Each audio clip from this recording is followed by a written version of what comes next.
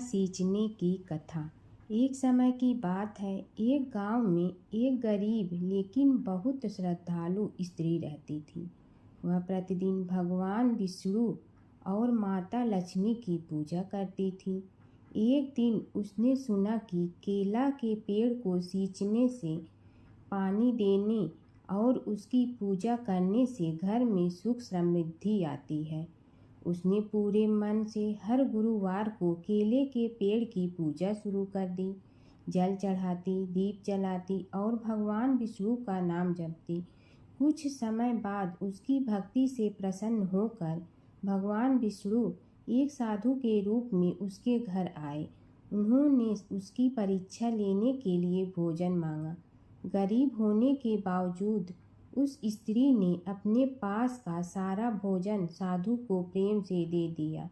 साधु, जो वास्तव में भगवान विष्णु थे, उसकी भक्ति और सेवा से बहुत प्रसन्न हुए और उसे आशीर्वाद दिया, तुम्हारे घर में कभी धन धान्य की कमी नहीं होगी।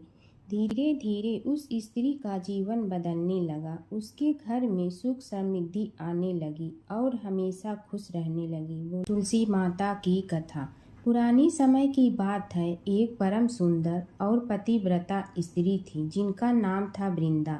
वे भगवान विष्णु की परम भक्त थी और उनका विवाह राक्षस राजा जलंधर से हुआ था। जलंधर बहुत शक्तिशाली था और उसकी शक्ति का रहस्य था उसकी पत्नी वृंदा की अटूट पतिव्रता धर्म। जब तक वृंदा अपने पति के प्रति सच्ची और समर्पित रही, तब तक कोई भी देवता जलंधर को पराजित नहीं कर सकता था। देवताओं ने कई बार प्रयास किया, लेकिन जलंधर अजेय रहा। तब सभी देवता भगवान विष्णु के पास गए और उनसे सहायता मांगी। भगवान विष्णु ने एक लीला रची। वे जलंधर का रूप धारण करके वृंदा के सामने प्रकट हुए। वृंदा ने उन्हें अपना पति समझकर उनका सत्कार किया, लेकिन जैसे ही वृंदा को सच्चाई का पता चला, उनका पतिव्रता धर्म भंग हो गया। उसी क्षण देवताओं ने जलंधर का वध कर दिया।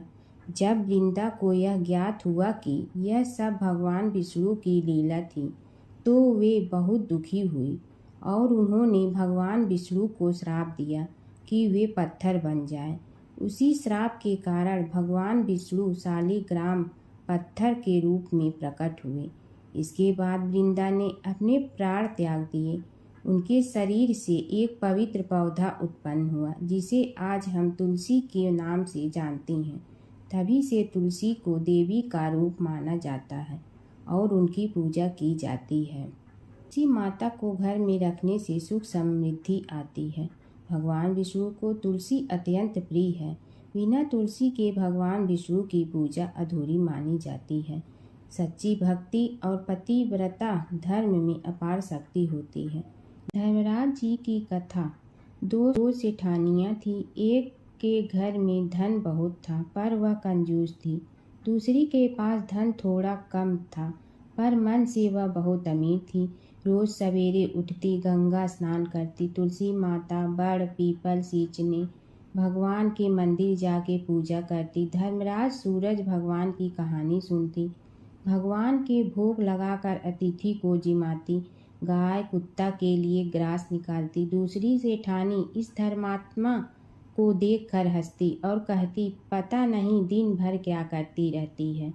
थोड़े समय बाद दोनों सेठानियों को भगवान का बुलावा आया। धर्मात्मा सेठानी के तो यमराज जी ने विमान भेजा और दूसरी को दूत मारते ही ले गया। रास्ते में सेठानी बोली, मेरे को भूख लगी है।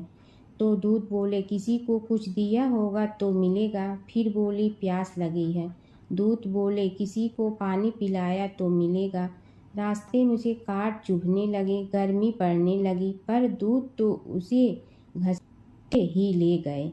अब सेठानी बहुत पछताने लगी कि सब कुछ होते हुए भी दान धर्म नहीं किया। इतने में यमराज का दरबार आया। धर्मात्मा बुढ़िया को भगवान के पास सिंहासन मिला और वह उस पर बैठी थी। उधर दूसरी सेठानी को तपते कुंड में डाल दिया। अब सेठानी यमराज से बोली, मुझे 1.25 पहर का जीवन दान दे दो, मैं वापस आकर दंड भोग लूँगी। यमराज बोले, ठीक है। सेठानी के शरीर में वापस प्राण डाल दिए। संसार में आते ही पंडितों को बुलाकर सेठानी ने धर्मराज की कथा सुनी, सब तरह से धर्म किया। इतने में समय पूरा हो गया। अब की बार विमान आया। 1.25 पहर के दान धर्म से सेठानी को स्वर्ग मिला। धर्मराज जी की परम भक्त पोपा बाई की कथा। एक गांव में एक पोपा बाई रहती थी। जब वह 5 साल की थी तभी से वह नियम से धर्मराज जी व्रत की कथा सुनती थी और व्रत करती थी। एक दिन उसने अपने भाई व भाभी से कहा कि मैं शादी नहीं करूंगी, अब मैं अपना समय भगवान की पूजा अर्चना में ही बिताना चाहती हूँ। इसलिए मेरी झोपड़ी गांव के बाहर बनवा दो और गांव में सबको कह दो कि वह अपनी गाय व बछड़ों को मेरे यहाँ ही घास भूस चरने को भेज दो और जिसकी भी इच्छा हो, श्रद्धा हो, मुझे खाना भिजवा दो। एक दिन नगर का राजा शिकार खेलने जंगल में आया और गांव के बाहर जंगल के पास बनी झोपड़ी देखकर रुक गया। झोपड़ी के पास जाकर उसने आवाज़ लगाई कि कौन है, लेकिन भीतर से कोई आवाज़ न आने पर वह लगातार दरवाज़ा खटखटाता रहा। तब पोपा बाई उठी और कहने लगी कि कौन हो तुम जो बार बार दरवाज़ा बजा रहे हो, क्यों आवाज़ लगा रहे हो? राजा ने कहा कि मैं यहाँ का राजा हूँ और तुम्हारे साथ विवाह करूँगा। पोपा बाई ने कहा कि जहाँ से आए हो वहीं चले जाओ, मैं किसी पराये आदमी का मुँह नहीं देखती हूँ। राजा ने पोपा बाई की एक नहीं सुनी और जबरदस्ती उठा ले गया। तब पोपा बाई ने राजा को श्राप दिया कि तुम्हारा सारा राजपाट नष्ट हो जाएगा। महल में आने पर राजा की रानियों ने सारी बात सुनकर राजा से अनुरोध किया कि पोपा बाई को वहीं वापस छोड़ आओ। राजा जब पोपा बाई को वापस झोपड़ी में छोड़ने जाने लगा तो रास्ते में पाप की नदी आई जिसमें राजा डूब गया। कुछ समय बाद पोपा बाई मृत्यु के बाद धर्मराज जी के यहाँ पहुँची और धर्मराज जी ने उन्हें स्वर्ग का राज दे दिया। एक बार एक सेठ व सेठानी मृत्यु लोक से स्वर्ग लोक आए तो उसके द्वार बंद देखकर वह धर्मराज जी से द्वार खोलने का आग्रह करते हैं। धर्मराज जी कहते हैं, इस द्वार पर पोपा बाई का राज है। इस पर सेठ सेठानी कहते हैं कि हम पोपा बाई को नहीं जानते हैं। धर्मराज जी उन दोनों की बात सुनकर कहते हैं कि तुम दोनों 7 दिन तक मृत्युलोक में रहो। 8 खोपड़ा से राई भरकर 5 कपड़े ऊपर रखकर कहानी सुनकर उद्यापन करना और कहना कि राज है। पोपा बाई लेखा लेगी राई राई का। सारे बोलो पोपा बाई की जय। वैशाख मास की बंदरी की कथा। एक समय की बात है, एक गांव के पास घने जंगल में एक बंदरी मादा बंदर रहती थी। वह बहुत चंचल थी, लेकिन उसका स्वभाव थोड़ा स्वार्थी भी था। उसे खाने पीने और मौज मस्ती के अलावा किसी बात की चिंता नहीं रहती थी। वैशाख मास शुरू हुआ। गांव के लोग सुबह सुबह नदी में स्नान करते, दान पुण्य करते और पेड़ों को पानी देते। उसी जंगल में एक बूढ़ी गाय और एक गरीब चिड़िया भी रहती थी। वे दोनों रोज़ सुबह उठकर पास के पीपल और अन्य पेड़ों को पानी देती और भगवान का स्मरण करती। बंदरी यह सब देखकर हंसती और कहती, तुम लोग ये सब व्यर्थ काम क्यों कर रही हो? इससे क्या मिलेगा? चिड़िया बोली, बहन, वैशाख मास में स्नान, दान और पेड़ों को पानी देना बहुत पुण्य का काम है। इससे जीवन में सुख शांति मिलती है। लेकिन बंदरी ने उनकी बात नहीं मानी और अपने ही आनंद में लगी रही। कुछ दिनों बाद भयंकर गर्मी पड़ी। जंगल के कई पेड़ सूखने लगे। जिन पेड़ों को चिड़िया और गाय पानी देती थी वे हरे भरे रहे। उसी हरियाली के कारण उन्हें फल और छाया मिलती रही। लेकिन बंदरी के आसपास के पेड़ सूख गए। उसे न फल मिला न छाया। भूख और गर्मी से वह बहुत परेशान हो गई। अब उसे अपनी गलती का एहसास हुआ। वह रोते हुए चिड़िया और गाय के पास गई और बोली, मुझे माफ़ कर दो, मैंने तुम्हारी बात नहीं मानी। अब मैं भी अच्छे काम करना चाहती हूँ। चिड़िया और गाय ने उसे समझाया, कोई बात नहीं, देर से ही सही लेकिन सही रास्ते पर आना ही सबसे बड़ी बात है। उस दिन से बंदरी भी रोज़ सुबह उठकर स्नान करने लगी, पेड़ों को पानी देने लगी और भगवान का नाम जपने लगी। धीरे धीरे उसका जीवन भी सुधर गया। उसे भोजन, छाया और मन की शांति मिलने लगी। जो व्यक्ति वैशाख मास में स्नान, दान और सेवा करता है उसे सुख समृद्धि मिलती है। भगवान विष्णु और नारद की कथा। एक बार नारद मुनि जी ने भगवान विष्णु जी से पूछा, हे भगवान, आपका इस समय सबसे प्रिय भक्त कौन है? अब विष्णु तो भगवान हैं, सो झट से समझ गए अपने भक्त नारद मुनि की बात और मुस्कुरा कर बोले, मेरा सबसे प्रिय भक्त उस गांव का एक किसान है। यह सुनकर नारद मुनि जी थोड़ा निराश हुए और फिर से एक प्रश्न किया, हे भगवान, आपका बड़ा भक्त तो मैं हूँ, तो फिर सबसे प्रिय क्यों नहीं? भगवान विष्णु जी ने नारद मुनि जी से कहा, इसका जवाब तो तुम खुद ही दोगे। जाओ, एक दिन उसके घर रहो और फिर सारी बात मुझे बताना। नारद मुनि जी सुबह सवेरे मुंह अंधेरे उस किसान के घर पहुंच गए। देखा अभी अभी किसान जगा है और उसने अब सबसे पहले अपने जानवरों को चारा देता, फिर मुंह धोता, दैनिक कार्यों से निवृत्त होता, जल्दी जल्दी भगवान का नाम लिया, रूखी सूखी रोटी खाकर जल्दी जल्दी अपने खेतों पर चला गया। सारा दिन खेतों में काम किया और शाम को वापस घर आया। जानवरों को अपनी जगह बांधा, उन्हें चारा पानी डाला, हाथ धोया, मुंह धोया, फिर थोड़ी देर भगवान का नाम लिया, फिर परिवार के संग बैठकर खाना खाया और कुछ बातें की और फिर से सो गया।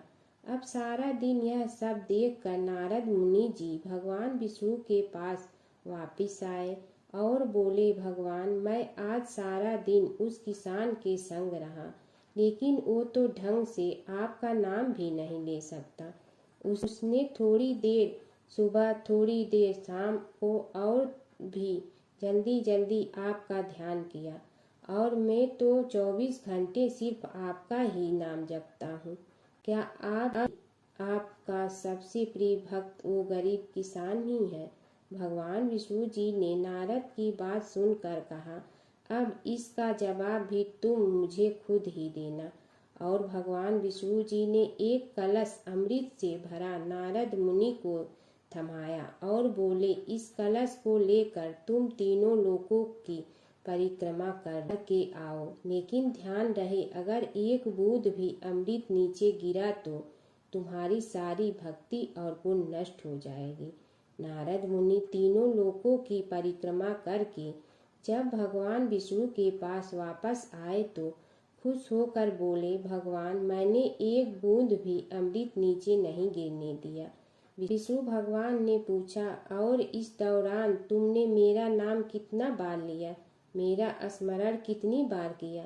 तो नारद बोले, अरे भगवान जी, मेरा तो सारा ध्यान इस अमृत पर था, फिर आपका ध्यान कैसे करता? भगवान विष्णु ने कहा, हे नारद, देखो उस किसान को, वो अपना कर्म करते हुए भी नियमित रूप से मेरा स्मरण करता है, क्योंकि जो अपना कर्म करते हुए भी मेरा जाप करे वो ही मेरा सबसे प्रिय भक्त है। तुम तो सारे दिन खाली बैठे ही जप करते हो, और जब तुम्हें कर्म दिया तो मेरे लिए तुम्हारे पास समय ही नहीं था। तो नारद मुनि सब समझ गए और भगवान के चरण पकड़ कर बोले, हे भगवान, आपने मेरा अहंकार तोड़ दिया, आप धन्य हैं।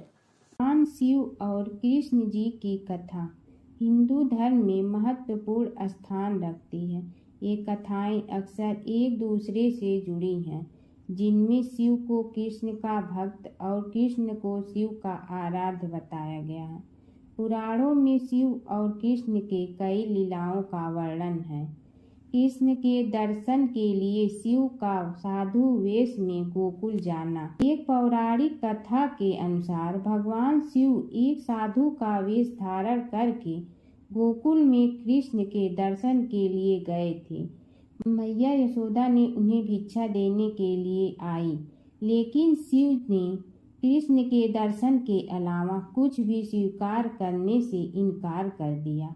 यशोदा ने पहले तो मना कर दिया, लेकिन बाद में पूर्णमासी काकी के समझाने पर उन्होंने कृष्ण को साधु के सामने प्रकट किया। शिव ने कृष्ण के दर्शन किए और उनके चरणों की छाप छोड़कर चले गए।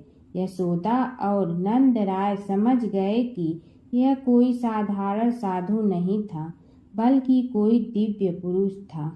नारद मुनि का घमंड।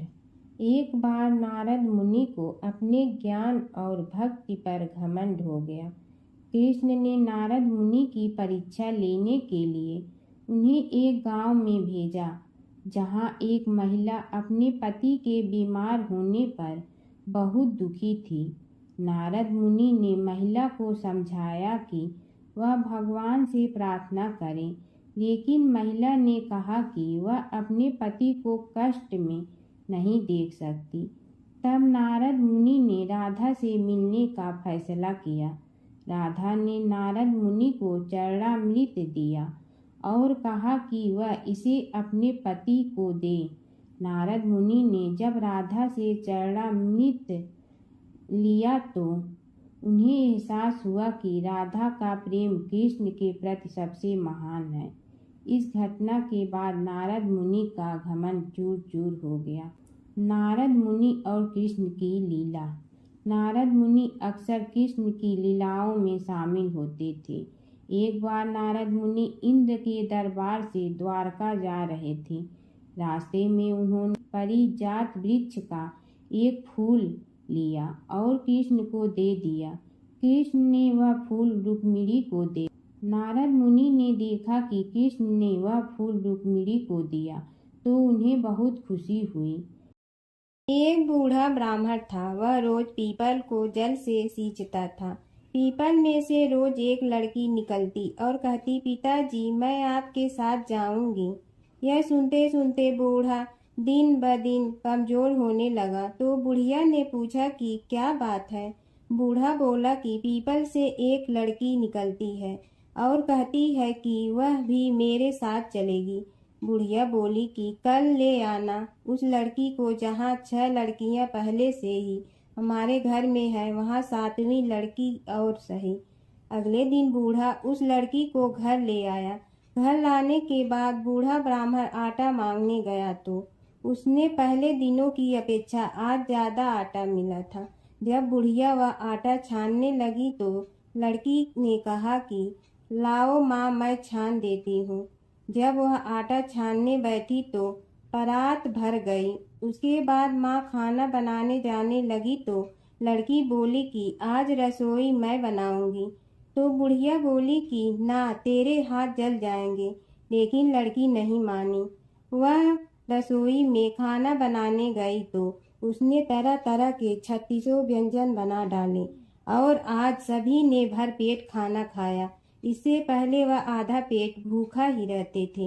रात हुई तो बुढ़िया का भाई आया और कहने लगा कि दीदी मैं तो खाना खाऊंगा। बुढ़िया परेशान हो गई कि अब खाना कहाँ से लाऊंगी। लड़की ने पूछा कि क्या बात है माँ। उसने कहा कि तेरा मामा आया है और रोटी खाएगा, लेकिन रोटी तो सबने खा ली है, अब उसके लिए कहाँ से लाऊंगी। लड़की बोली कि तू चिंता मत कर माँ, मैं बना दूंगी। और वह रसोई में गई और मामा के लिए 36 व्यंजन बना दी। मामा ने भरपेट खाया और कहा भी कि ऐसा खाना इससे पहले उसने कभी नहीं खाया है। बुढ़िया ने कहा कि भाई तेरी बावनी भाजी है, उसी ने बनाया है। शाम हुई तो लड़की बोली कि माँ चौका लगा के चौके का दिया जला देना, कोठे में मैं सोऊंगी। बुढ़िया बोली कि ना बेटी तू डर जाएगी, लेकिन वह बोली कि ना माँ मैं नहीं डरूंगी, मैं अंदर कोठे में ही सोऊंगी। वह कोठे में ही जाकर सो गई। आधी रात को लड़की उठी और चारों ओर आंख मारी तो धन ही धन हो गया। वह बाहर जाने लगी तो एक बूढ़ा ब्राह्मण सो रहा था। उसने देखा तो कहा कि बेटी तू कहाँ चली? लड़की बोली कि मैं तो दरिद्रता दूर करने आई थी, अगर तुम्हें दूर करवानी है तो करवा लो। उसने बूढ़े के घर में भी आँख से देखा तो चारों ओर धन ही धन हो गया। सुबह सवेरे सब उठे तो लड़की को ना पाकर उसे ढूंढने लगे कि पावनी बेटी कहाँ चली गई। बूढ़ा ब्राह्मण बोला कि वह तो लक्ष्मी माता थी, जो तुम्हारे साथ मेरी दरिद्रता भी दूर कर गई। हे लक्ष्मी माता, जैसे आपने उनकी दरिद्रता दूर की वैसे ही सबकी करना। एक नगर में एक ब्राह्मण दंपति रहते थे। वे दोनों प्रतिदिन 7 कोस दूर गंगा और यमुना नदी में स्नान करने जाते थे। इतनी दूर आने जाने से ब्राह्मण की पत्नी थक जाती थी। एक दिन उसने अपने पति से कहा कि हमारा एक पुत्र होता तो कितना अच्छा रहता। पुत्र के बहू आती तो हमें घर वापस जाने पर खाना बना हुआ मिलता और बहू घर का काम भी कर देती।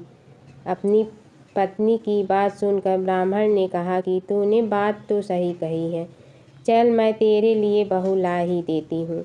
ब्राह्मण ने कहा कि एक पोटली में आटा डालकर कुछ मोहरे रख दे। ब्राह्मण के कहे अनुसार उसने पोटली बांध कर दे दी। पोटली लेकर ब्राह्मण चला गया। ब्राह्मण सफ़र के दौरान यमुना के किनारे बहुत ही सुंदर लड़कियां दिखाई दी। वे रेत में घर बनाकर खेल रही थीं। उनमें से एक लड़की ने कहा कि मैं अपना घर नहीं बिगाड़ूंगी, मुझे तो रहने के लिए एक घर चाहिए। लड़की की बात सुनकर ब्राह्मण मन ही मन सोचने लगा कि बहू बनाने के लिए यही लड़की उचित है। जब वह लड़की जाने लगी तो ब्राह्मण भी उसके पीछे पीछे उसके घर तक चला गया। वहां जाकर ब्राह्मण ने उस लड़की से कहा, बेटी किसी के घर खाना नहीं खाता, मैं अपने साथ आटा लेकर आया हूँ। तुम अपनी माता से पूछो कि क्या वह मेरे लिए आटा छान कर 4 रोटी बना देंगी। यदि वह मेरा आटा छान कर रोटी बनाएंगी तो ही मैं रोटी खा लूँगा। लड़की ने जाकर अपनी माँ को ये सारी बात बताई। माँ ने कहा, उचित है, जाकर ब्राह्मण देव से कह दो कि वह अपना आटा दे, मैं रोटी बना दूंगी। जब वह आटा छानने लगी तो आटे में से मोहरे निकली। वह सोचने लगी कि जिसके आटे में इतनी मोहरे हैं उसके घर में कितनी मोहरे होंगी। जब ब्राह्मण खाना खाने बैठा तो लड़की की माँ ने उस ब्राह्मण से पूछा, क्या आपका कोई लड़का है और क्या आप उस लड़के की सगाई करने जा रहे हो? यह सुनकर ब्राह्मण ने कहा कि मेरे लड़का तो काशी में पढ़ने गया हुआ है, लेकिन यदि तुम कहो तो खाड़ कटोरे से विवाह करके तेरी बेटी को अपने साथ ले जाऊं। लड़की की माँ ने कहा, ठीक है ब्राह्मण देव। इस पर लड़की की माँ ने लड़की की खाट कटोरे से शादी करके ब्राह्मण के साथ भेज दिया। ब्राह्मण ने घर आकर कहा, रामू की माँ, दरवाज़ा खोल कर देख, मैं तेरे लिए बहू लेकर आया हूँ। ब्राह्मण की पत्नी भीतर से ही बोली, हमारे तो कोई बेटा बेटी नहीं है, तो बहू कहाँ से आए? दुनिया ताने मारती थी, अब आप भी मारने लगे।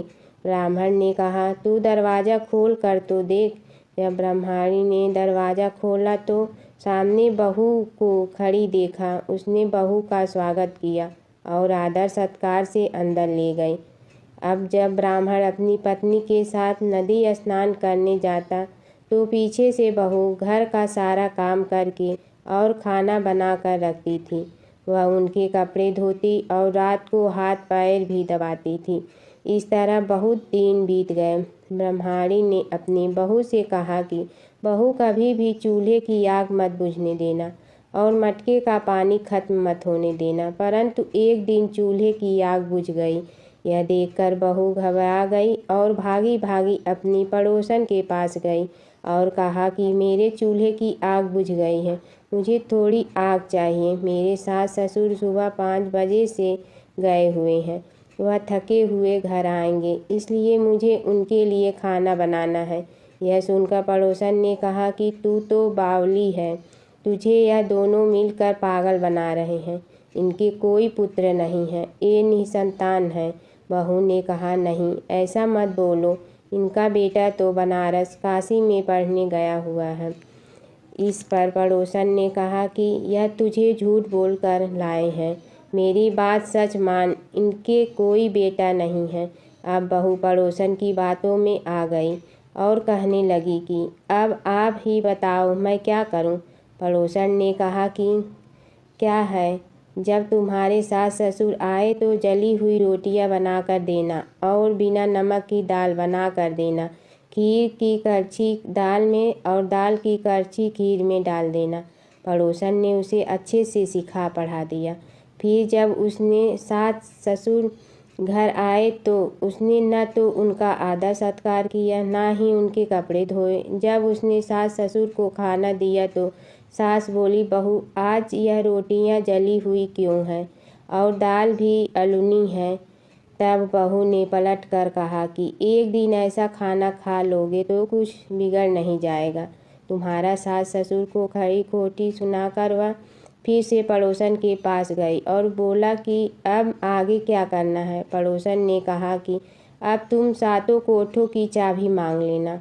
अगले दिन जब भी स्नान करने के लिए जाने लगे तो बहू अड़ गई कि मुझे तो सातों कोठों की चाबी चाहिए। तब ससुर ने कहा कि इसे चाबी दे दो। तब सास ने बहू को चाबी दे दी। सास ससुर के जाने के बाद जब बहू ने दरवाजे खोले तो देखा कि किसी में अन्न भरा है, किसी में धन भरा है और किसी कोठे में बर्तन पड़े हैं। जब उसने सबसे ऊपर का 7वां कोठा खोला तो देखा कि शिव जी, पार्वती माता, लक्ष्मी, गणेश जी, पीपल पथवारी, कार्तिक के ठाकुर, राई, दामोदर, तुलसी जी का बिड़वा, गंगा यमुना और 33 कोटि देवी देवता विराजमान है। वहीं पर एक लड़का चंदन की चौकी पर बैठा माला जप रहा है। यह सब देखकर उसने लड़के से पूछा कि तुम कौन हो। तब लड़का बोला कि मैं तेरा पति हूँ, अभी दरवाज़ा बंद कर दे, जब मेरे माता पिता आएंगे तब दरवाज़ा खोलना। यह सब देखकर बहू बहुत खुश हुई और 16 श्रृंगार कर सुंदर वस्त्र पहनकर अपने सास ससुर का इंतजार करने लगी। उसने अपने सास ससुर के लिए अच्छे अच्छे पकवान बनाए। जब उसके सास ससुर घर पर आए तो उसने उनका आदर सत्कार किया और प्रेम पूर्वक खाना खिलाया और हाथ पैर दबाने लगी। पैर दबाते दबाते बहू ने कहा कि माँ, आप इतनी दूर गंगा यमुना स्नान करने के लिए जाती हो तो आप थक जाती हो, इसलिए आप घर पर ही स्नान क्यों नहीं कर लेती। यह सुनकर सास कहने लगी कि बेटी, गंगा यमुना घर पर तो नहीं बहती हैं। तब उसने कहा, हाँ माँ जी, बहती हैं, चलो मैं आपको दिखाती हूँ। जब बहू ने 7वां कोठा खोल कर दिखाया तो उसमें शिव जी, पार्वती जी, गणेश जी, लक्ष्मी जी, पीपल पथवारी, कार्तिक के ठाकुर, राई, दामोदर, तुलसी जी का बिड़वा, गंगा यमुना बह रही थी और 33 कोटि देवी देवता विराजमान हैं। वहीं चौकी पर बैठा एक लड़का माला जप रहा है। माँ ने उसे देखकर कहा कि बेटा, तुम कौन हो। लड़का बोला, माँ मैं तेरा बेटा हूँ। तब ब्रह्माणी ने पूछा कि तू कहाँ से आया है। लड़के ने जवाब दिया कि मुझे कार्तिक ने भेजा है। माँ ने कहा, बेटा यह संसार कैसे मानेगा कि तू मेरा बेटा है। माँ ने कुछ विद्वान पंडितों से मदद मांगी। पंडितों ने कहा, इस पार बहू बेटा खड़े हो जाए और उस पार माँ खड़ी हो जाए। माँ ने चमड़े की अंगिया पहनी हो और छाती में से दूध की धार निकलकर बेटे की दाढ़ी मूछ भिगे और पवन पानी से गठजोड़ा बंधे, तब मानेंगे कि यह इस माँ का बेटा है। उसने ऐसा ही किया। चमड़े की अंगिया फट गई और छाती में से दूध की धार निकलकर बेटे की दाढ़ी मूछ भीग गई। पवन पानी से बहू बेटे का गठजोड़ा बंध गया। यह सब देखकर ब्राह्मण और उसकी पत्नी की खुशी का ठिकाना न रहा। गणेश और बुढ़िया माई की कथा। एक बुढ़िया थी, वह बहुत ही गरीब और दृष्टिहीन थी। उसके एक बेटा और बहू थे। वह बुढ़िया सदैव गणेश जी की पूजा किया करती थी। एक दिन गणेश जी प्रकट होकर उस बुढ़िया से बोले, बुढ़िया माँ, तू जो चाहे सो मांग ले। बुढ़िया बोली, मुझे तो मांगना नहीं आता, कैसे और क्या मांगूं? तब गणेश जी बोले, अपने बहू बेटे से पूछ कर मांग ले। तब बुढ़िया ने अपने बेटे से कहा, गणेश जी कहते हैं तू कुछ मांग ले, बता मैं क्या मांगूं? पुत्र ने कहा, माँ तू धन मांग ले। बहू से पूछा तो बहू ने कहा, नाती मांग ले। तब बुढ़िया ने सोचा कि ये तो अपने अपने मतलब की बात कर रहे हैं। अतः उस बुढ़िया ने पड़ोसन से पूछा तो उन्होंने कहा, बुढ़िया तू तो थोड़े दिन जियोगी, क्यों तू धन मांगो और क्यों नाती मांगे? तू तो अपनी आँखों की रोशनी मांग ले, जिससे तेरी जिंदगी आराम से कट जाए। इस पर बुढ़िया बोली, यदि आप प्रसन्न है तो मुझे 9 करोड़ की माया दे, निरोगी काया दे, अमर सुहाग दे, आँखों की रोशनी दे, नाती दे, पोता दे और सब परिवार को सुख दे और अंत में मोक्ष दे। यह सुनकर तब गणेश जी बोले, बुढ़िया माँ, तुमने तो हमें ठग लिया। फिर भी जो तूने मांगा है वचन के अनुसार सब तुझे मिलेगा। और यह कहकर गणेश जी अंतर ध्यान हो गए। उधर बुढ़िया माँ ने जो कुछ मांगा वह सब कुछ मिल गया। हे गणेश जी महाराज, जैसे तुमने उस बुढ़िया माँ को सब कुछ दिया वैसे ही सबको देना। बुढ़िया माई को मुक्ति दी तुलसी माता की कथा। एक बुढ़िया माई तुलसी जी को सींचती और कहती कि हे तुलसी माता, सत की दाता, मैं तेरा बिडला सींचती हूँ, मुझे बहू दे, पीताम्बर की धोती दे, मीठा मीठा घास दे, बैकुंठा में वास दे, चटक की चाल दे, पटक की मोद दे, चंदन का काठ दे, रानी सा राज दे, दाल भात का भोजन दे, 11 की मौत दे, कृष्ण जी का कंधा दे। तब तुलसी माता यह सुनकर सूखने लगी। तो भगवान ने पूछा कि हे तुलसी, तुम क्यों सूख रही हो? तुलसी माता ने कहा कि एक बुढ़िया रोज आती है और यही बात कह जाती है, मैं सब बात तो पूरा कर दूंगी, लेकिन कृष्ण का कंधा कहाँ से लाऊंगी? तो भगवान बोले, जब वो मरेगी तो मैं अपने आप कंधा दे आऊँगा, तू बुढ़िया माई से कह देना। जब बुढ़िया माई मर गई, सब लोग आ गए। जब माई को ले जाने लगे तो वह किसी से न उठी। तब भगवान एक 12 बरस के बालक का रूप धारण करके आए। बालक ने कहा, मैं कान में एक बात कहूँगा तो बुढ़िया माई उठ जाएगी। बालक ने कान में कहा, बुढ़िया माई मन की निकाल ले, पीताम्बर की धोती ले, मीठा मीठा घास ले, बैकुंठा का वास ले, चटक की चाल ले, पटक की मोत ले, कृष्ण जी का कंधा ले। यह सुनकर बुढ़िया माई हल्की हो गई।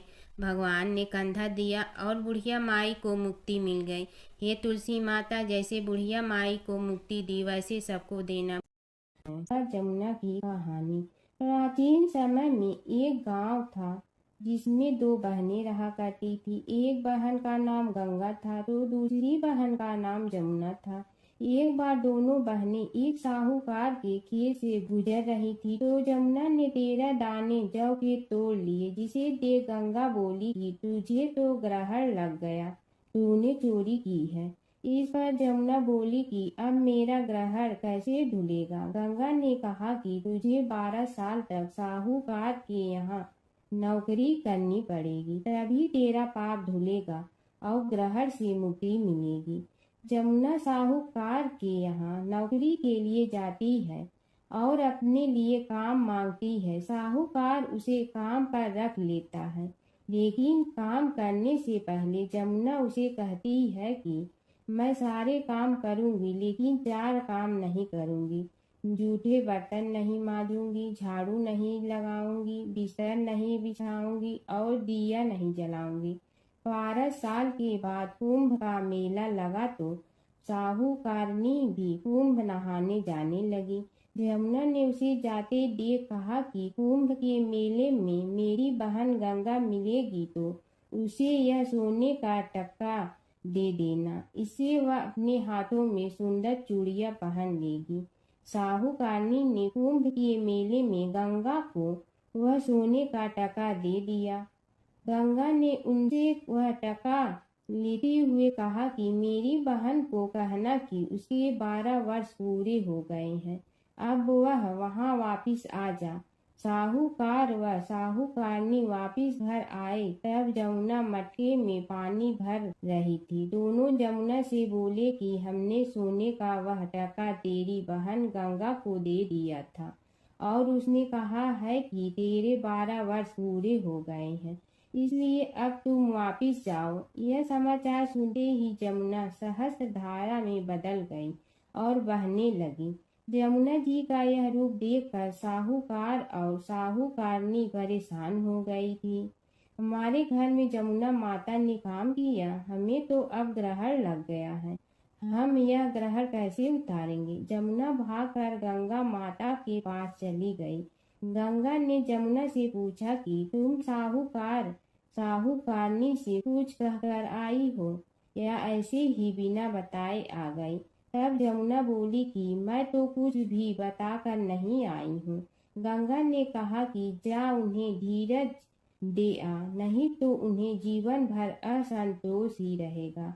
गंगा के कहने पर जमुना माता ने साहूकारनी को सपने में दर्शन दिए और कहा कि तुम दोनों उल्टे माथे क्यों पड़े हो, जाओ उठकर खाओ पियो। तब दोनों बोले कि हम कैसे उठे, हमें तो ग्रहण लगा है, क्योंकि हमने उल्टे सीधे और पता नहीं कितने नीच कार्य आपसे कराए हैं।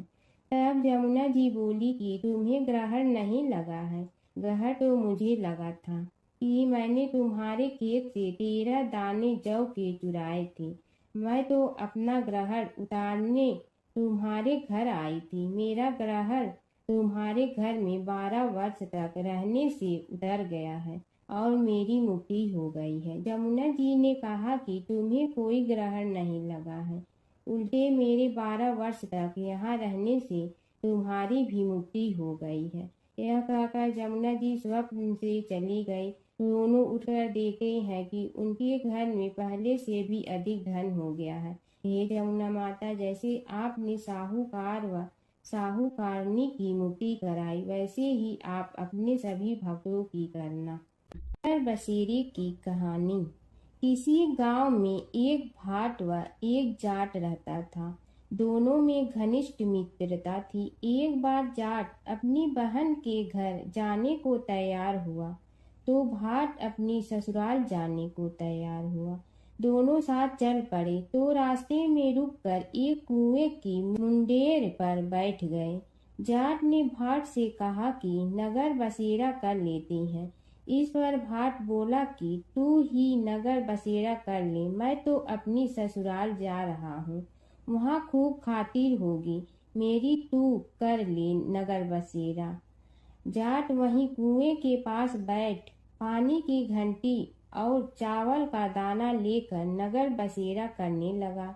नगर बसेरा करने के साथ जाट कहने लगा कि नगर बसेरा जो करे सो मल धोवे पाँव, ताता माड़ा तापसी देगी मेरी माँ, माँ देगी मावशी तेगी द्वारका का वास, मीठा मीठा घास वृंदावन का वास, 5 कुल्थी छठी रास, मेरी जीगड़ो श्री कृष्ण के पास, डालू पानी हो जाए घी, झट से निकल जाए मेरा जी। यह सब कर के वह जाट बहन के पास चल पड़ा। जाट की बहन ने भाई के आने पर उसकी खातिर की खी बूरा के साथ भाई को जिमाया। दोनों ने बैठकर ढेर सारी बातें की।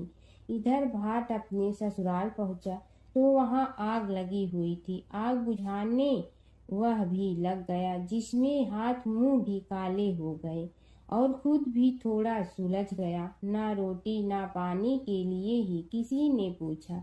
एक पड़ोसन आई तो उसने भाट की सास को कहा कि जमाई आया है, जरा उस आओ भगत कर लो। बुढ़िया बोली कि सब कुछ तो जल गया है, अब कहाँ से आओ भगत करूं। तब पड़ोसन ने ही भात को एक रोटी के साथ छाछ दी। उसने वही खाकर गुजारा किया। शाम को दोनों फिर घर की ओर चल पड़े और रास्ते में मिल गए और एक दूसरे का हाल पूछा। भाट बोला कि मेरी ससुराल में तो आग लगी हुई थी, आग बुझाते मैं खुद काला हो गया हूँ, ना रोटी मिली ना पानी। जाट बोला कि मेरी तो बहुत खातिर हुई। फिर बोला कि मैंने कहा था ना कि नगर बसेरा कर ले, अब कर ले, लेकिन भाट ने फिर मना कर दिया।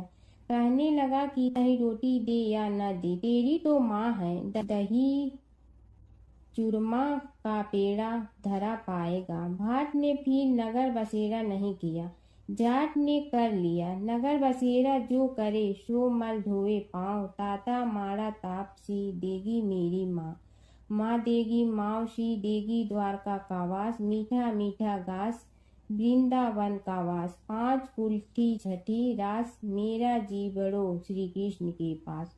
डालू पानी हो जाए घी, झट से निकल जाए मेरा जी, करके वह चल पड़ा। घर पहुँचते ही जाट की मौसी ने बहुत लाड प्यार किया। उधर भाट घर गया तो उसकी भैंस खो गई थी।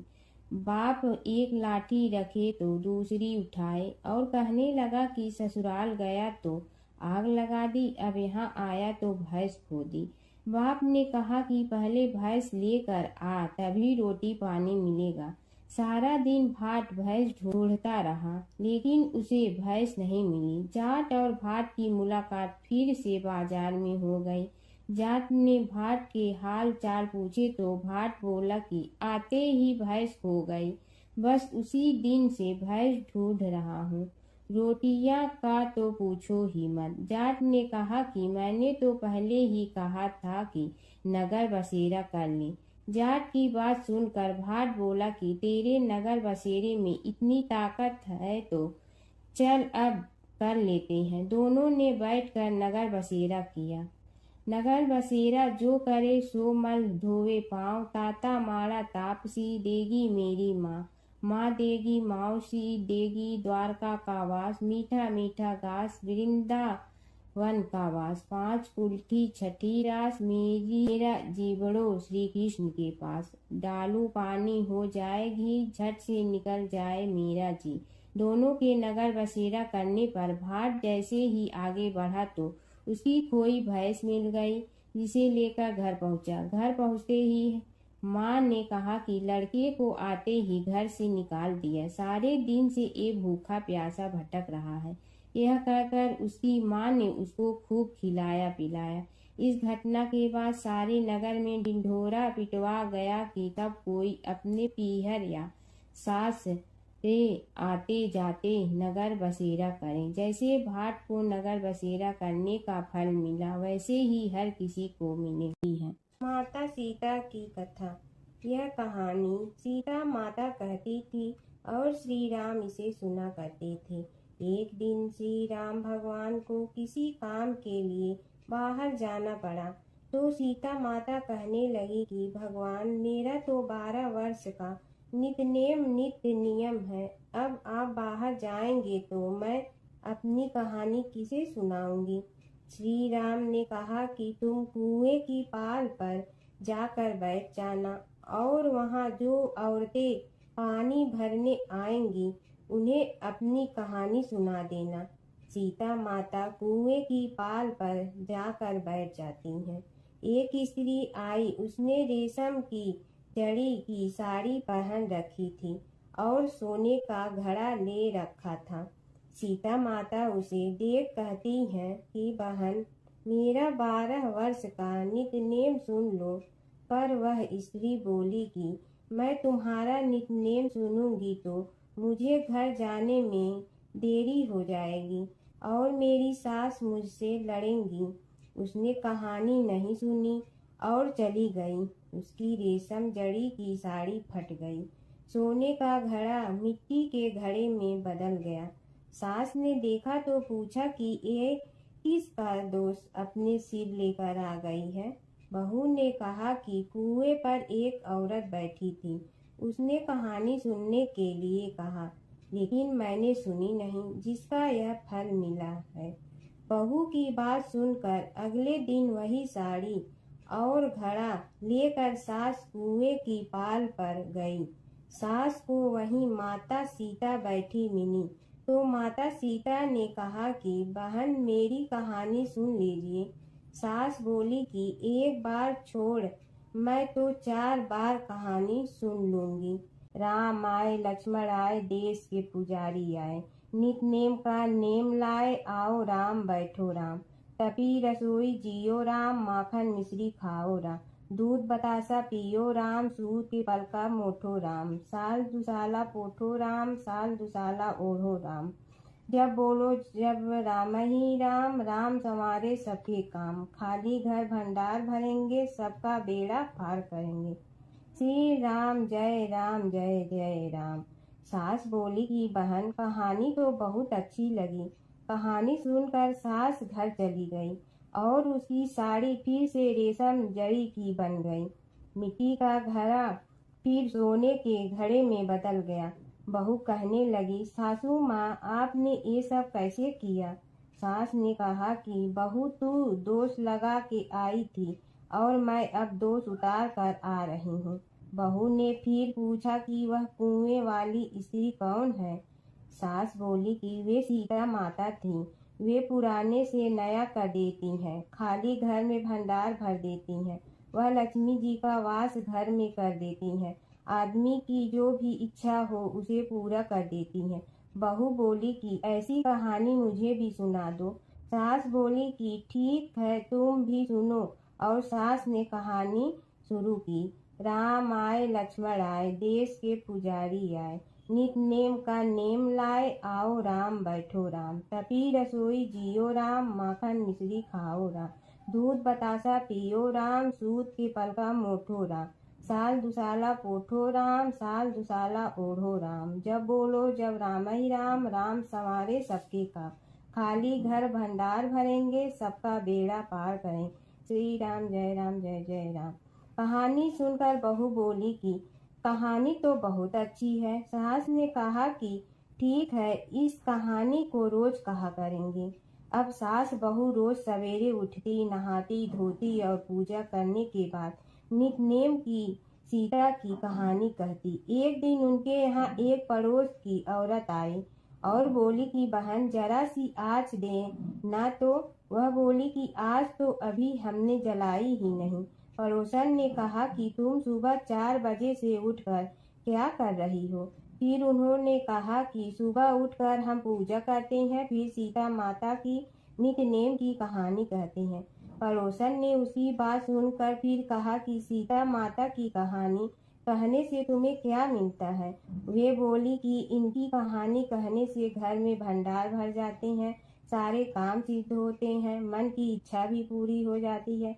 पड़ोसन कहती है कि बहन, ऐसी कहानी तो मुझे भी सुना दो।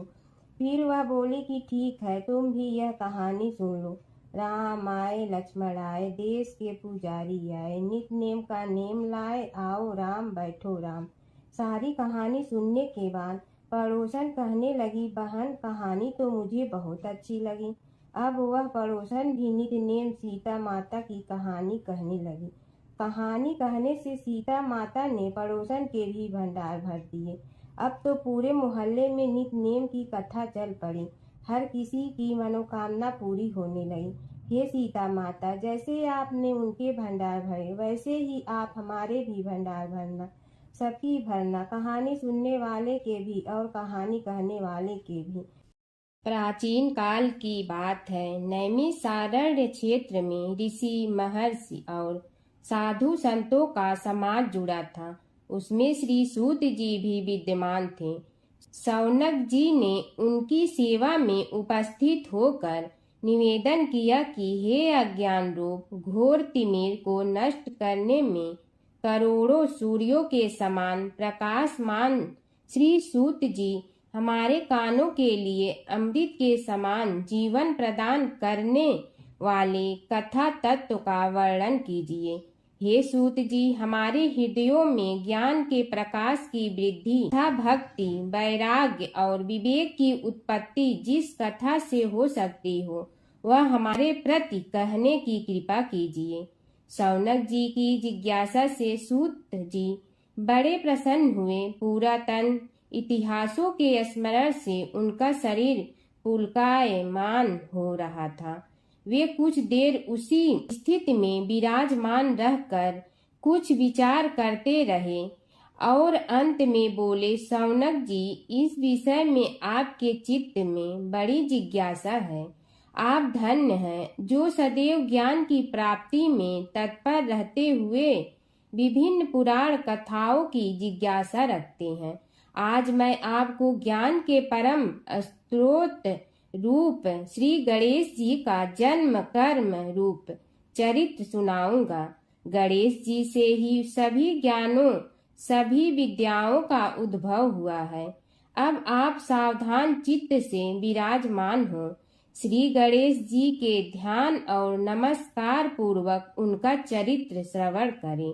नमस्तस्मै गणेशाय ब्रह्मा विद्या प्रदायिनी यनागस्त्यसमः साक्षात विघ्न सागर सोषणे। कैसे हैं वे श्री गणेश जो सभी प्रकार की ब्रह्म विद्याओं को प्रदान करने वाले अर्थात ब्रह्मा के सगुण और निर्गुण स्वरूप पर प्रकाश डालने और जीव ब्रह्मा का अभेद प्रतिपादन करने वाली विद्याओं के दाता हैं। वे विघ्नों के समुद्रों को महर्षि अगस्त्य के समान शोषण करने में समर्थ हैं। इसलिए उनका नाम विघ्न सागर शोषक के नाम से प्रसिद्ध है। मैं उन भगवान श्री गणेश जी को नमस्कार करता हूँ। प्रथम पूजा के अधिकारी श्री गणेश जी, यह कहकर सूत जी कुछ समय के लिए मौन हो गए और फिर बोले, शौनक जी, भगवान गणेश जी ही सर्वप्रथम पूजा प्राप्ति के अधिकारी हैं। किसी भी देवता की पूजा करो, पहले उनकी पूजा करो।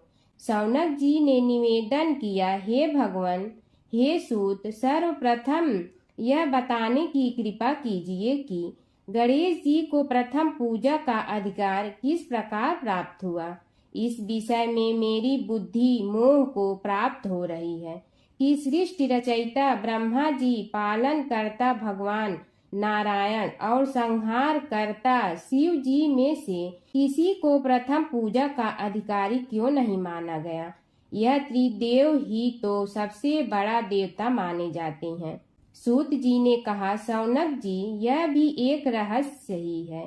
देखो, अधिकार मांगने से नहीं मिलता, इसके लिए योग्यता होनी चाहिए। संसार में अनेकों देवी देवताएं पूजे जाते हैं।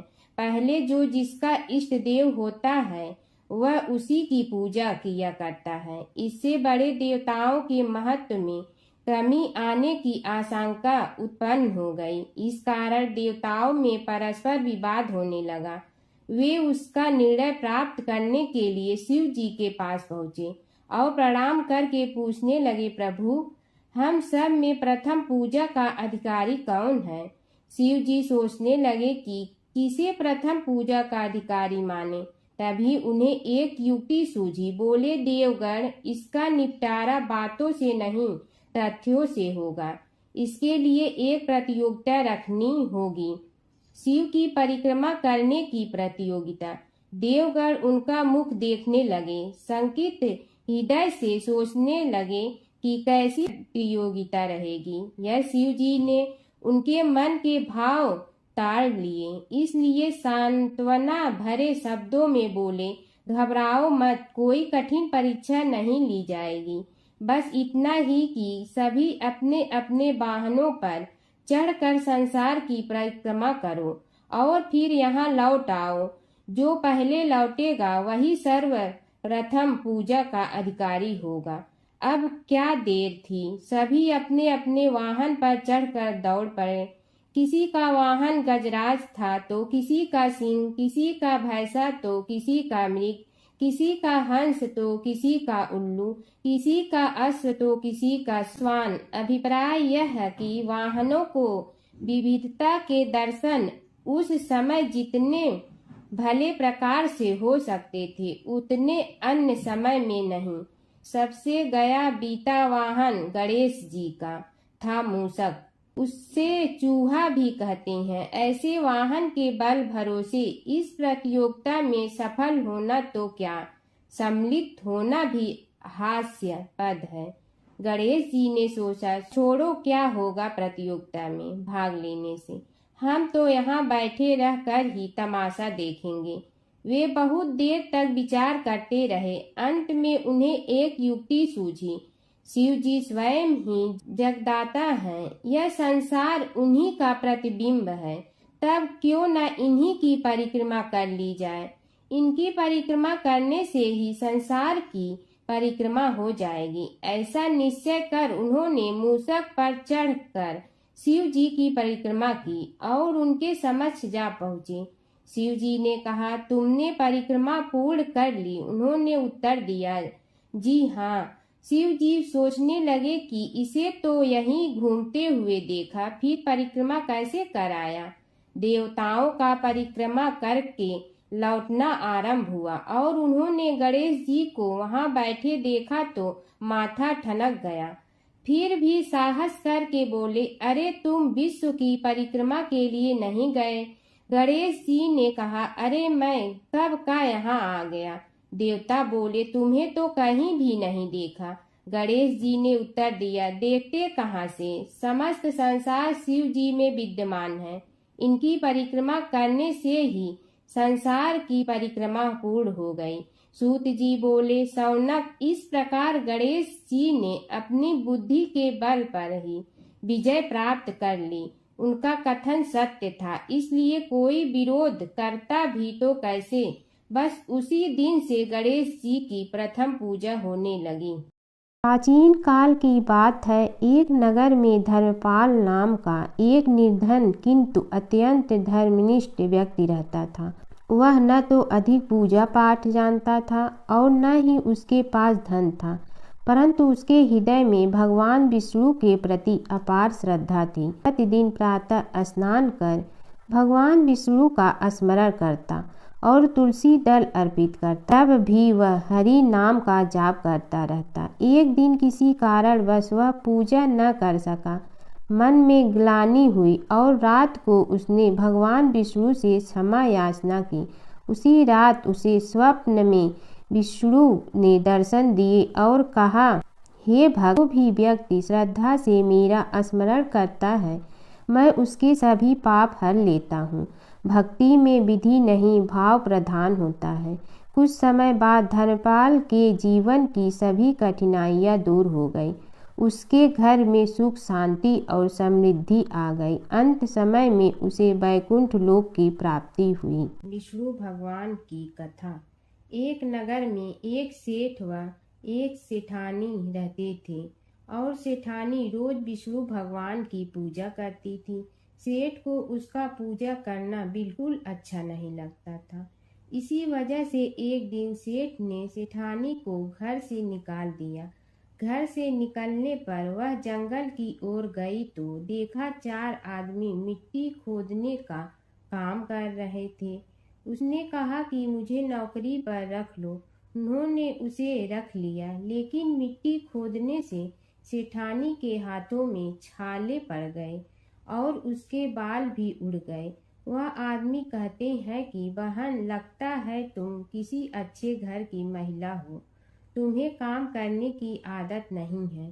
तुम एक काम रहने दो और हमारे घर का काम कर लिया करो। वह चारों आदमी उसे अपने साथ घर ले गए और वह 4 मुट्ठी अनाज लाते और सभी बांट कर खा लेते। एक दिन सेठानी ने कहा कि कल से 8 मुट्ठी अनाज लाना।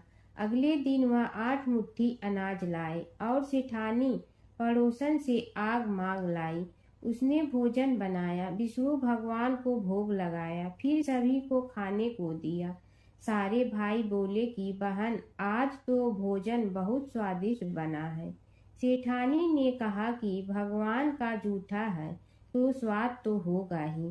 सेठानी के जाने के बाद सेठ भूखा रहने लगा और आस पड़ोस के सारे लोग कहने लगे कि ये तो सेठानी के भाग्य से खाता था। एक दिन सेठ अपनी सेठानी को ढूंढने चल पड़ा। उसने ढूंढते हुए वह भी उस जंगल में पहुंच गया जहां वह चारों आदमी मिट्टी खोद रहे थे। सेठ ने उन्हें देखा तो कहा कि भाई, मुझे भी काम पर रख लो।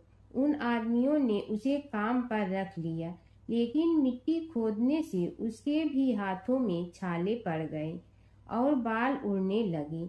उसकी यह हालत देख चारों बोले कि तुम्हें काम की आदत नहीं है, तुम हमारे साथ चलो और हमारे घर में रह लो। सेठ उन चारों आदमियों के साथ उनके घर चला गया और जाते ही उसने सेठानी को पहचान लिया, लेकिन सेठानी घूंघट में थी तो सेठ को देख नहीं पाई। सेठानी ने सभी के लिए भोजन तैयार किया और हर रोज की भांति विष्णु भगवान को भोग लगाया। उसने उन चारों भाइयों को भोजन परोस दिया, लेकिन जैसे ही वह सेठ को भोजन देने लगी तो विष्णु भगवान ने उसका हाथ पकड़ लिया। भाई बोले कि बहन, ये तुम क्या कर रही हो? वह बोली, मैं कुछ नहीं कर रही हूँ, मेरा हाथ तो विष्णु भगवान ने पकड़ लिया है। भाई बोले, हमें भी विष्णु भगवान के दर्शन कराओ। उसने भगवान से प्रार्थना की तो विष्णु जी प्रकट हो गए। सभी ने दर्शन किए। सेठ ने सेठानी से क्षमा मांगी और सेठानी को साथ चलने को कहा। भाइयों ने अपनी बहन को बहुत सा धन देकर विदा किया। जब सेठानी के साथ सेठ भी भगवान विष्णु की पूजा करने लगा और उनके परिणाम से उनका घर अन्न धन से भर गया। कीड़ी नगरा सींचने की कहानी। एक गांव में एक बुढ़िया माई रहती थी। उसके 2 बेटे तथा बहू भी थे। बुढ़िया माई भगवान श्री हरि विष्णु की परम भक्त थी। अपना जीवन दान धर्म पुण्य कार्य कर्मों में लगाती थी, परंतु बुढ़िया माई कभी भी मंदिर और सत्संग में वह तीर्थ स्थानों पर नहीं जाती थी। एक बार गांव में भागवत कथा हो रही थी। बेटे ने कहा, माँ, आप सारा दिन घर में रहती हैं, आप मंदिर में भागवत कथा सुनने क्यों नहीं जाती? बुढ़िया माई ने बेटे का मन रखने के लिए कह दिया कि आज जाऊंगी, परंतु नहीं गई। ऐसा करते करते 6 दिन निकल गए। बुढ़िया माई के बेटे ने कहा, माँ, आज अंतिम दिन है, आज तो कथा सुनने आपको जाना ही पड़ेगा। सारा दिन घर का काम करके बुढ़िया माई ने जाते जाते इतनी देर कर दी कि अंतिम दिन की भागवत कथा भी समाप्त हो गई। भगवान श्री हरि विष्णु सन्यासी का रूप धारण करके बुढ़िया माई के पास आए और बोले, बुढ़िया माई, तुम कहाँ जा रही हो? बुढ़िया माई ने कहा, मैं भागवत कथा सुनने जा रही हूँ। तब सन्यासी रूपधारी भगवान श्री हरि विष्णु ने कहा, अब इतनी देर से क्यों जा रही हो? वहाँ तो अब कथा समाप्त हो गई है, अब वहाँ जाकर क्या करोगी? बुढ़िया माई ने कहा, अब घर से निकली हूँ तो जाकर ही रहूँगी। सब सन्यासी रूपधारी भगवान श्री हरि विष्णु ने कहा कि अब कथा समाप्त हो गई, भक्त लोग भी अपने अपने घर चले गए, अब तुम वहाँ से क्या लाओगी? तो बुढ़िया माई बोली, कुछ नहीं तो मैं वहाँ से एक ईंट ही उठा लाऊंगी। तो सन्यासी रूपधारी भगवान श्री हरि विष्णु बोले, तुम वहाँ से मिट्टी की ईंट लाओगी, उसके बदले में मैं तुम्हें एक सोने की ईंट दे देता हूँ। बुढ़िया माई ने ईंट ले ली और घर की तरफ चल पड़ी और विचार करने लगी कि यदि यह ईंट मैं घर लेकर जाऊंगी तो बेटे बहू झगड़ने लगेंगे, इसीलिए घर के आंगन में बाहर ही बुढ़िया माई ने वह ईंट जमीन में गाड़ दी। परंतु अब बुढ़िया माई का ध्यान उस ईंट पर ही रहने लगा। खाने पीने घर के काम करने में सदैव बुढ़िया माई अपना ध्यान सोने की ईंट पर ही लगाई रखती। बेटे बहू ने पूछा, माँ, पूरे दिन घर के आंगन में क्या करती रहती हो? तो बुढ़िया माई ने कहा, मैं आने जाने वाले को देखती रहती हूँ। एक दिन बुढ़िया माई मर गई। यमराज के दूत बुढ़िया माई को लेने आए। बुढ़िया माई को लेकर धर्मराज जी के पास पहुँचे और धर्मराज जी को सारी बात बतलाई। धर्मराज जी ने बुढ़िया माई को कुतिया की योनि दे दी और कुतिया उसी पेड़ के नीचे बैठी रहती। बुढ़िया माई की बहू ने कहा, इस कुतिया को यहाँ से भगाओ, नहीं तो यह बच्चों को काट जाएगी। तो उसके बेटे ने उसकी पीठ पर एक लकड़ी मारी और बुढ़िया माई मर गई और को सर्प की योनि मिली। आंगन में सर्प को देखकर बेटे बहू ने किसी को काट नहीं जाए इसी डर से मार दिया। फिर बुढ़िया माई मरकर धर्मराज जी के पास पहुंची। बुढ़िया माई कीड़ी का रूप धारण करके उस आंगन में कीड़ी नगरा बना लिया। आंगन में कीड़ी नगरा हो गया। घर वाले बहुत परेशान हुए। घर वाले भोजन भी नहीं बना रहे थे और मन ही मन होने का स्मरण करने लगे। तब भगवान श्री हरि विष्णु सन्यासी का रूप धारण करके आए और बोले कि कुछ खाने को दे दो।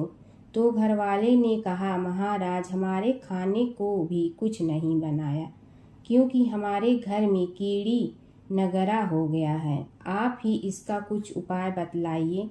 तब महाराज जी ने आंगन में खोदा और सोने की 28 निकाली और दोनों बेटों को दे दी और कहा, तुम्हारी माँ के नाम से दान पुण्य करना, धर्मशाला बनवाना, स्कूल बनवाना, प्याऊ लगवाना, गौशाला में गाय के चारे खाने की व्यवस्था करना।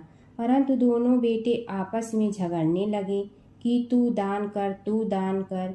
किसी ने बुढ़िया माई के नाम से कोई दान नहीं किया और कीड़ी नगरा वहाँ उसी स्वरूप में स्थापित रहा। कुछ दिन बाद सन्यासी वापस आया और बुढ़िया माई के बेटों ने भगवान स्वरूपधारी सन्यासी महाराज से कहा कि हमारी घर की हालत वैसी की वैसी है, कीड़ी नगरा तो वैसे का वैसा ही है। तब साधु रूपधारी सन्यासी महाराज ने कहा, वह सोने के ईंट के टुकड़े लाओ और उन्हें बेचकर उनसे जो भी धन मिले उसे तुम्हारी माँ के नाम से दान पुण्य करो। इस कीड़ी नगरा पर शक्कर और आटा डालो। तुम ऐसा करोगे तो तुम्हारी माँ को मोक्ष प्राप्ति होगी। और उनके घर से कीड़ी नगरा चला गया। जो व्यक्ति प्रतिदिन सुबह प्रातः आटा और शक्कर कीड़ी नगरे पर डालता है वह सदैव धनवान, पुत्रवान, संपन्न, सुख शांति से जीवन यापन करता है। उसके घर में कभी कोई कष्ट नहीं आता है। उसका जीवन सदा सर्वदा आनंद से व्यतीत होता है। उसके परिवारजन उसे अत्यधिक स्नेह प्रदान करते हैं। कीड़ी नगरा प्रतिदिन सींचने से जुड़ी नगरी की कहानी सुनने से, दान पुण्य व धर्म कार्यों में रुचि लगाने से जीवन उत्तम हो जाता है। हर व्रत कथा के साथ पढ़ी और सुनी जाने वाली लपसी तपसी की यह कहानी। एक लपसी था, एक तपसी था। तपसी हमेशा भगवान की तपस्या में लीन रहता था। लपसी रोजाना 1.25 सेर की लपसी बनाकर भगवान का भोग लगाकर जीम लेता था। एक दिन दोनों लड़ने लगे। तपसी बोला, मैं रोज़ भगवान की तपस्या करता हूँ इसलिए मैं बड़ा हूँ। लपसी बोला, मैं रोज़ भगवान को 1.25 सेर लपसी का भोग लगाता हूँ इसलिए मैं बड़ा हूँ। नारद जी वहाँ से गुजर रहे थे। दोनों को लड़ता देखकर उनसे पूछा कि तुम क्यों लड़ रहे हो। तपसी ने खुद के बड़ा होने का कारण बताया और लपसी ने अपना कारण बताया। नारद जी बोले, तुम्हारा फैसला मैं करूँगा। दूसरे दिन लपसी और तपसी नहाकर अपनी रोज की भक्ति करने आए तो नारद जी ने छुपकर 1.25 करोड़ की एक एक अंगूठी उन दोनों के आगे रख दी। तपसी की नज़र उस अंगूठी पर पड़ी जो उसने चुपचाप अंगूठी उठाकर अपने नीचे दबा ली। तब लपसी की नज़र अंगूठी पर पड़ी लेकिन उसने ध्यान नहीं दिया। भगवान को भोग लगाकर लपसी खाना खाने लगा। नारद जी सामने आए तो दोनों ने पूछा कि कौन बड़ा। तो नारद जी ने तपसी से खड़ा होने को कहा। वो खड़ा हुआ तो उसने नीचे दबी अंगूठी दिखाई पड़ी। नारद जी ने लपसी से कहा, तपस्या करने के बाद भी तुम्हारी चोरी करने की आदत नहीं गई, इसलिए लपसी बड़ा है और तुम्हें तुम्हारी तपस्या का कोई फल भी नहीं मिलेगा। तपसी शर्मिंदा होकर माफ़ी मांगने लगा। उसने नारद जी से पूछा, मुझे मेरी तपस्या का फल कैसे मिलेगा। नारद जी ने कहा, यदि कोई गाय और कुत्ते की रोटी नहीं बनाएगा तो फल तुझे मिलेगा। यदि कोई ब्राह्मण को भोजन करवा कर दक्षिणा नहीं देगा तो फल तुम्हें मिलेगा। यदि कोई साड़ी के साथ ब्लाउज नहीं देगा तो फल तुझे मिलेगा। यदि कोई दिए से दिया जलाएगा तो फल तुम्हें मिलेगा। यदि कोई सारी कहानी सुने लेकिन तुम्हारी कहानी नहीं सुने तो फल तुझे मिलेगा। उसी दिन से हर व्रत कथा कहानी के साथ लपसी तपसी की कहानी भी सुनी और कही जाती है। ओम जय जगदीश हरे स्वामी जय जगदीश हरे, भक्त जनों के संकट क्षण में दूर करे। ओम जय जगदीश हरे, जो ध्यावे फल पावे, दुख बिन दे मन का, सुख संपत्ति घर आवे, कष्ट मिटे तन का। ओम जय जगदीश हरे, मात पिता तुम मेरे, शरण कहूँ किसकी, तुम विनय और न दूजा, आस करूँ जिसकी। ओम जय जगदीश हरे, तुम पूर्ण परमात्मा, तुम अंतर्यामी, पार ब्रह्म परमेश्वर, तुम सबके स्वामी। ओम जय जगदीश हरे, तुम बिंदा के सागर, तुम पालन करता, मैं मूर्ख कल काम, कृपा करो भरता। ओम जय जगदीश हरे, तुम हो ये कय गोचर, सबके प्राणपति, किस विधि मिलूं दया में, तुमको मैं कुमति। ओम जय जगदीश हरे, दीन बंधु दुख हरता, तुम रक्षक मेरे, अपने हाथ उठाओ, द्वार पड़ा तेरे।